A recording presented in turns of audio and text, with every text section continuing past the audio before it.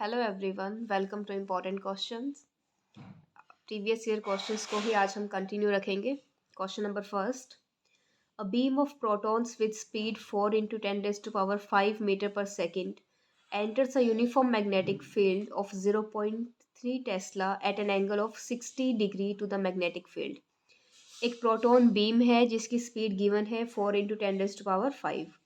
वो uniform magnetic field में enter हो रही है 60 डिग्री एंगल पे, और मैग्नेटिक फील्ड हमें गिवन है 0.3 tesla. The pitch of the resulting helical path of protons is close to.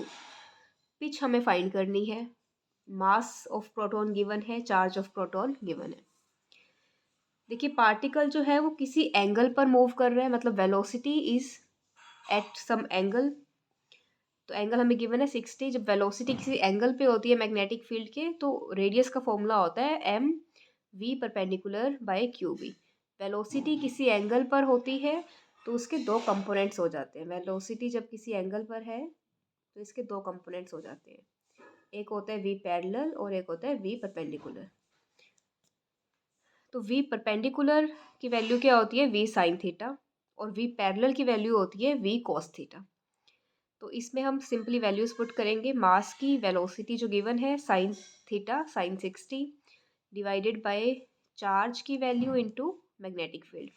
तो रेडियस हमारे पास आ गया 2 इंटू 10⁻⁻2 √3 डिवाइडेड बाई √3 मीटर। अब हमें पिच फाइंड करनी है। तो पिच का फॉर्मूला होता है वी पैरेलल इंटू टी, मतलब v cos theta into time period. तो टाइम पीरियड निकालेंगे पहले। टाइम पीरियड का फॉर्मूला होता है 2πr by v perpendicular, 2πr by v sine theta. Values put करेंगे।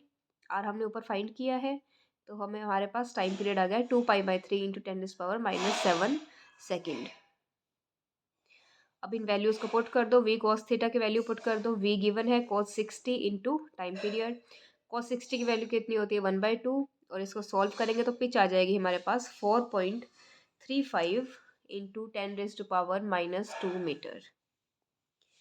Now next question, the figure shows a region of length L with a uniform magnetic field of 0.3 tesla in it। Figure आपको दिखा रखी है, इसमें uniform magnetic field है 0.3। Proton entering the reason, एक proton reason में enter कर रहा है विद वेलोसिटी 4 इंटू 10⁻5 मीटर पर सेकेंड, मेकिंग एन एंगल 60। यहाँ पे भी सेम ऊपर वाले क्वेश्चन जैसा ही है। वेलोसिटी जो है वो मैग्नेटिक फील्ड के साथ 60 डिग्री एंगल बना रही है। If the proton completes 10 revolutions by the time it cross the region shown, अगर प्रोटॉन 10 रिवोल्यूशन कंप्लीट कर रहा है then L is close to. ये जो एल है, मतलब यहाँ पे भी हमें पिच ही फाइंड करनी है। पी की जगह इसने एल दे दिया, पिच ही फाइंड करनी है। तो पी का फॉर्मूला हमने ऊपर ही देखा था, क्या था, v parallel into time period v cos theta. तो टाइम पीरियड कितना होगा, number of revolutions into 2πm/qb। ठीक है, तो वैल्यूज पुट कर दो बस। नंबर ऑफ रिवोल्यूशंस गिवन है, मास गिवन है, चार्ज और ये मैग्नेटिक फील्ड भी गिवन है।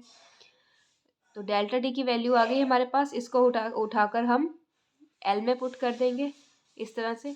4 into 10⁻5 cos 60 into delta T.